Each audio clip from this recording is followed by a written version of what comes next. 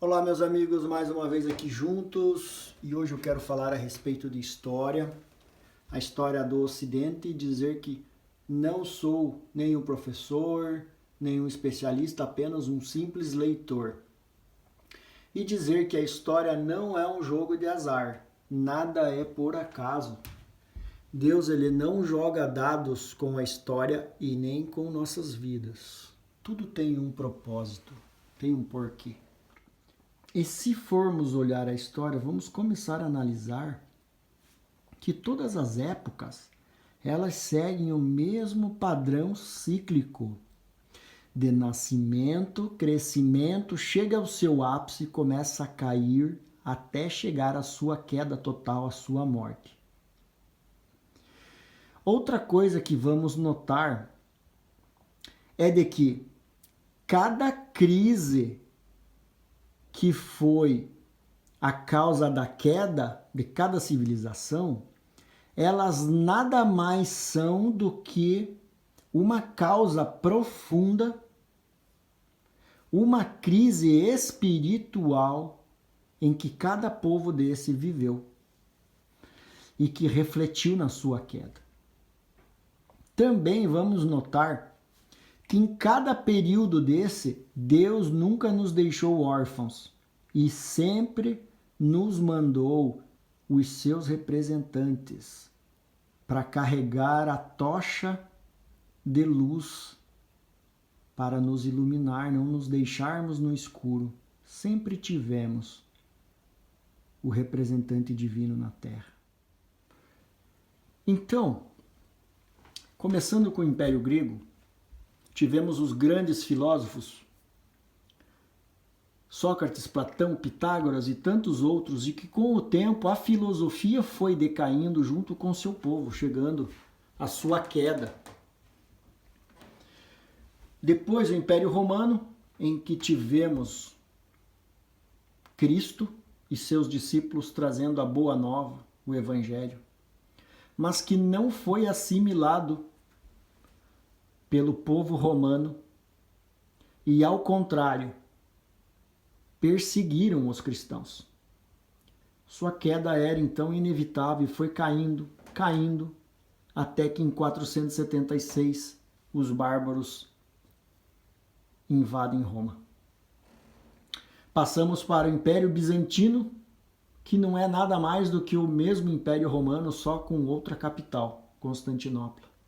A Idade das Trevas, a Idade Média.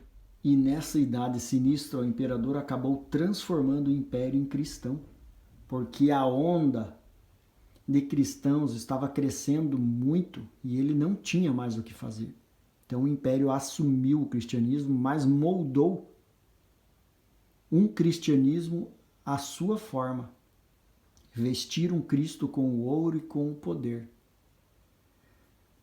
escondendo os ensinamentos do Cristo, retirando a reencarnação dos ensinamentos, para poder ter o controle total sobre a população. Mas mesmo assim Deus não deixou esse tempo sem a luz, mandando iluminados John Hus e principalmente Francisco de Assis, que veio resgatar a simplicidade do cristianismo, veio tirar a roupa de ouro que vestiram em Cristo.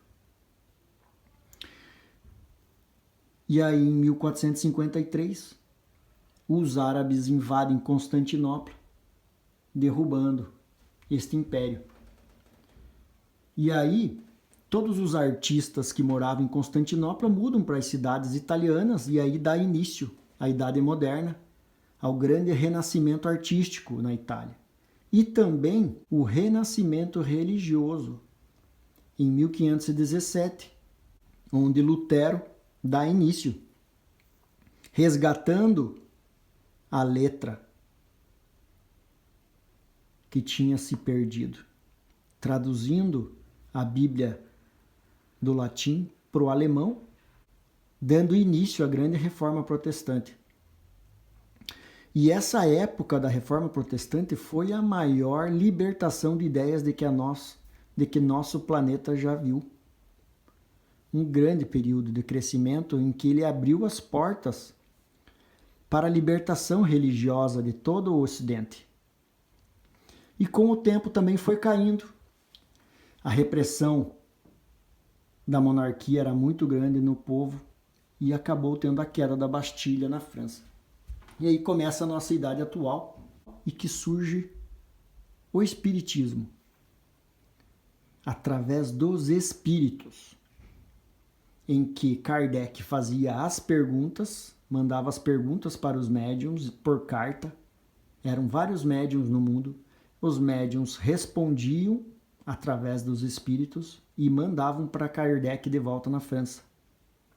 E Kardec viu que todas as respostas eram iguais. Ele viu que aquilo só poderia vir no mundo espiritual, porque não havia comunicação, não daria tempo para os médiuns se comunicarem. Então ele lança o Livro dos Espíritos em 1857, que não é nada mais do que os ensinamentos do Cristo, do cristianismo primitivo, trazendo de volta os ensinamentos do Cristo, trazendo de volta o ensinamento da reencarnação, retirando o intermediário entre o homem e Deus, porque a reencarnação retira este intermediário. O homem conduz a sua vida, o que plantamos iremos colher. E temos a grande revolução industrial nesse período, transformando o nosso planeta como um todo, trazendo as facilidades, trazendo a tecnologia, a comunicação, esse mundo que vivemos hoje, que por um lado nos trouxe também um vazio existencial, porque o homem destinou a sua felicidade ao ter, deixou de ser e passou a só querer ter, e trouxe essa grande confusão que vivemos no mundo, em que nos leva a um final de ciclo. No meu ponto de vista, estamos vivendo um final de ciclo, como os outros. O que vai cair agora eu não sei. A única coisa que eu sei é que segue o mesmo padrão os ciclos. Vai cair algo para iniciar um novo. E a única certeza de que temos é de que esse novo virá para um crescimento de toda a humanidade. Então essa era a mensagem que eu queria dividir com vocês, de que agora não temos mais intermediários entre o homem e Deus. Nós somos capazes de construir o nosso futuro. Através das nossas ações, o que plantamos hoje iremos colher amanhã, nessa vida e em outras vidas. Porque a história não é um jogo de azar. Nada é por acaso. Um abração, meus amigos, e até o próximo vídeo, se Deus quiser.